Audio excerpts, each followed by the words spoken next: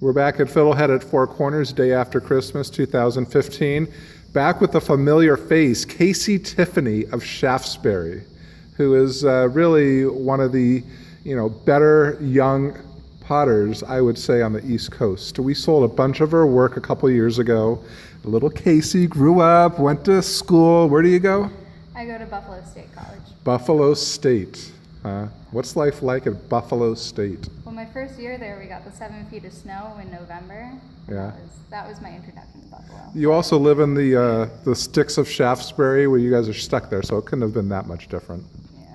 So that all being said, hello, Kc Tiffany, a couple years later.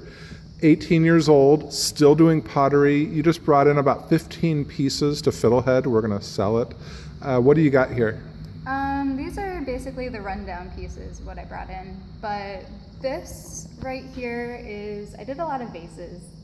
And this is a bismuth series. It's done in raku, which I don't know if you can see. We turn it around so I can see those little bismuth pieces.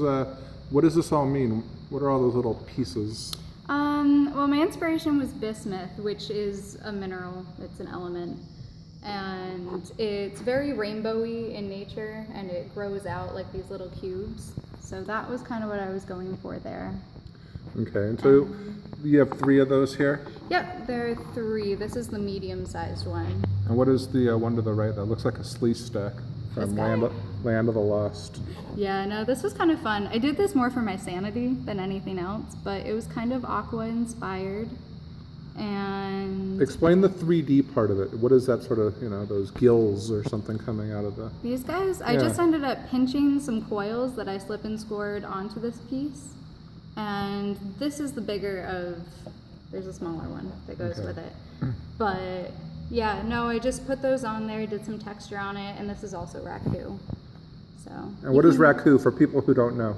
Raku is a low fire glaze, and what ends up happening is, like halfway through, when it's hot enough, you pull it out and you put it in a tin trash can with some newspaper and some wood shavings, and the air and the oxygen that come in just kind of change the color of the glaze. So you never know what color you're gonna get, but I was really happy with the result. And you can put flowers in there? Yes, you can. Awesome. So, and the other big part of this series, you brought in 8 or 9 pieces that are the crystal series, we're calling them. So if you want to pick these up and show folks. I know, I'm sorry. Actually, yeah, I'll take that. I'll take this out of the way. There we go. Sorry for all the shakiness, folks, but such is life in Kulk's studio. But yeah, no, for my end of the year's kind of series, I wanted to do crystals. And so what I ended up doing was I cut these crystals out of clay and slip and scored them on. And they ended up coming out better than I expected. But I have 4 mugs that I did like this. They're food safe. The glaze is food safe. And so you can drink out of this. You can put it in the dishwasher. It's dishwasher safe. It can go in the oven. The only thing that I do not recommend is microwave.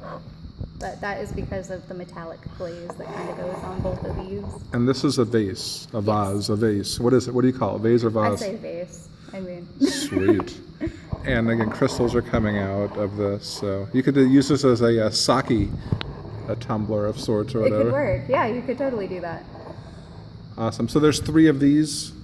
How many of these? There are 2 vases, there are 4 cups, and I had some bowls, some little crystal bowls. I have 2 of those in here. But so people should come to Fiddlehead at Four Corners in downtown Bennington and check out Kc Tiffany's pottery. Because why? it's unique. It has a different style that I don't think many other potters do. Well, appreciate it. Come on down, folks.